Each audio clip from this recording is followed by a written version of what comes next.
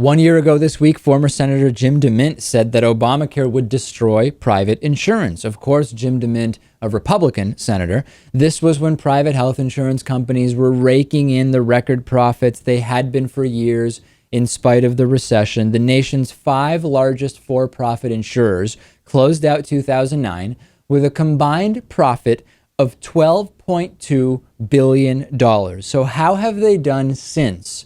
With the implementation of parts of the Affordable Care Act? Well, in 2013, the S&P Health Insurance Index gained over 43%, which was double the gains of the broader index. Shares of Cigna were up 63%. WellPoint was up 47%. United Healthcare, 28%.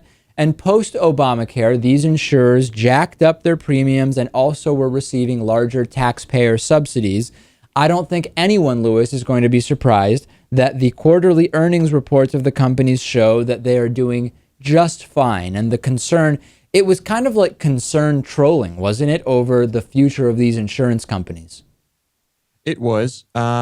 We didn't hear a whole lot from the insurance companies because I think they knew that they could just jack up their premiums and that. And they were negotiating, but they were in on this whole thing, you know? Yeah, of course, and the huge subsidies they were receiving. I feel that that Obamacare, for every good thing that it did 2 bad things, and I feel like we might just be buried in the for-profit system forever now because of Obamacare. I hope not. We've talked about this for years, right? Which is we can point to the specifics that were positive results of the Affordable Care Act, and they are significant and they are numerous. But at the same time, this entire system is corrupt, right? We need to get away from this system. This is not a moral system. Every other country at our level of development has figured that out a long time ago.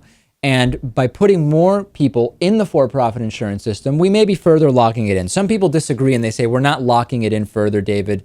We're actually just showing that government involvement is good, and that could serve as a bridge to national health care.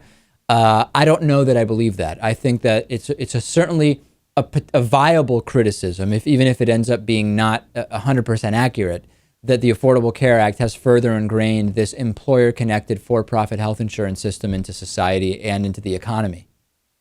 There isn't much talk anymore about repealing Obamacare either from the right. And there's some, but you have to assume that it's not as prominent because all of their donors now are seemingly happy with how things are going in the for-profit healthcare system. And I honestly, Lewis, that may be true, but it also may be that we're hearing less about repealing Obamacare because there are so many other so-called scandals, fake scandals that Republicans are focused on. I don't know. We'll see as we get closer to the midterms and into the next presidential election if the Obamacare repeal stuff comes back up. We will have to see. There's always one big issue, of course, right now, that's immigration, and it's always changing, but we'll see.